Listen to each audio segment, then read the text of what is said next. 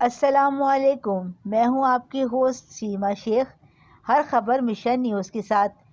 ضلع نائب صدر ٹوپا ٹیک سنگھ، مہر ممتاز دولتانہ اور تحصیل صدر رانا شفیق خان صاحب کے ہمراہ ایم پی اے مخدومہ سونیا علی رضا شاہ صاحبہ کا پیر محل سرکاری ہسپتال کا ہنگامی دورہ۔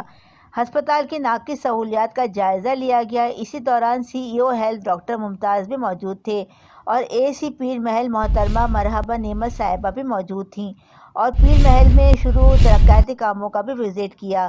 رپورٹ بیورو چیف محمد سعید ٹوپا ٹیک سنگھ۔